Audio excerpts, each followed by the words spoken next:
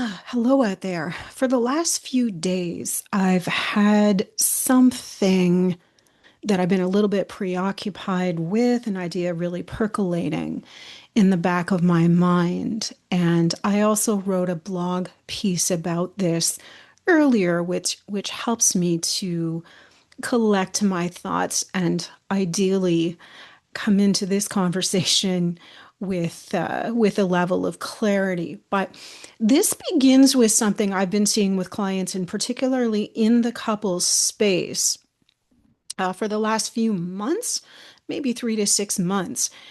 And I am saying this to you with a little bit of tongue in cheek or being a little bit cheeky. So just keep that in mind. But what I'm observing, and again, typically in the couple space, is it's like there's a third entity, or fourth if you count me, but there's a third entity coming in with the couple. And it feels like one of them, usually one of them, is sitting on information. And I don't think it's information coming from the partner. I don't think it's information coming from me. I don't think it's information coming from anyone other than a chat bot. So I asked the question, is ChatGPT ruining your relationship? And it doesn't have to be chat, it can be any of them. But I think chat might be the most common one being used. So I ask this because I feel like in the couple space and sometimes in the individual space, I'm no longer the authority on a particular topic, and the person in the room, their partner, is no longer the authority in their own life. And I know I'm being a bit dramatic, but I think this is significant. So I work with people who've experienced narcissistic abuse, and I take them typically through a journey of being confused and disempowered and feeling like they've lost who they are, to the other side of being more empowered, stronger, more resilient, and to really be able to live into and express their unique attributes and spiritual gifts. So, in addition to a whole lot of other stuff. But if you've got someone who's highly narcissistic on the keyboard asking for information about another person, I think that this is dangerous. And the other thing that I'm seeing is letters for court, depositions, emails, all kinds of things in language that there's no way that person could have used. I'm sure teachers know what I'm talking about, being weaponized against the other person. So, what I'm saying is people are using AI to hurt someone else. I probably could have called it out as that. And I became very curious about this as someone who's been very, very resistant to any kind of chatbots or AI. I mean, it's bad enough that we continually have autocorrect and all of this what is it called? The three-step verification. That's when you know the machines are in charge. That was my rant yesterday. But this is real. And what worries me as well is we have the narcissistic or the toxic types on the one hand using the gleaned information against the other person. And on the other side, you have the victim, if you will, or the person who's being harmed, who's very vulnerable in these spaces in a lot of ways. And still, we as humans are giving up our authority. I think it can be helpful if you need specific information. If you're concerned that a spouse is struggling, let's just say with substance use, anxiety, or depression, yes, I think you can get some solid diagnostic information. Not a diagnosis, that's different, but you can get some criteria or know what to look for.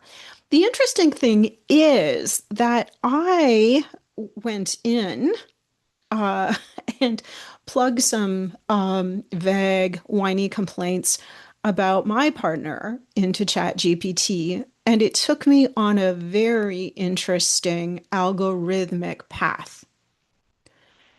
Again, this machine has, if you will, no context, no history, no idea of the other person. And it took me again through this algorithm that led to, are you sure you don't want to leave this person? So without any concrete information about why that would be the reasonable outcome. What we know about people who are highly narcissistic is that they are constantly seeking validation and approval. They need to be right.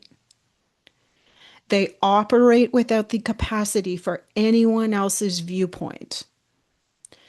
And I think something like a chat bot is going to feed that. It's going to feed their need for ego equanimity and narcissistic supply. And they will lack the ability to discern what's being typed out for them, right? What's coming back to them, not typed out. um, we're going to have to, you know how like we're all trying our best to use appropriate pronouns. We're going to have to come up with appropriate pronouns for the bots at some point. So, given my concern about my own experience, what did I do? I Googled it. It's still funny as I say it.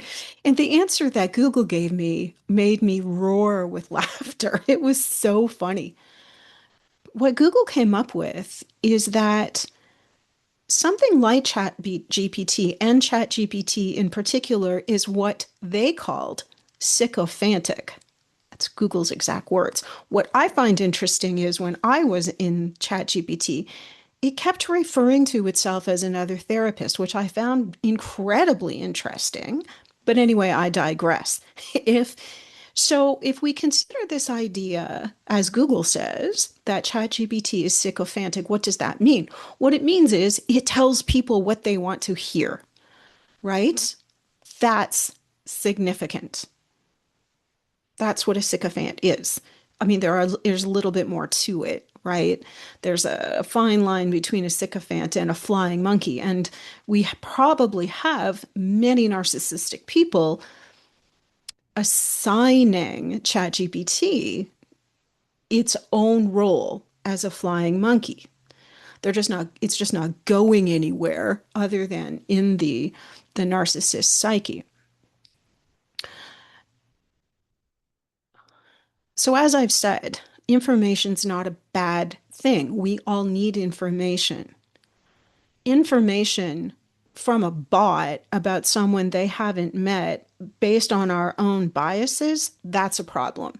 And anyone who's listened to my work or read my book or any other content knows that I worry a bit about the confirmation bias we all have when we're wounded or we're defensive and we're going to get information.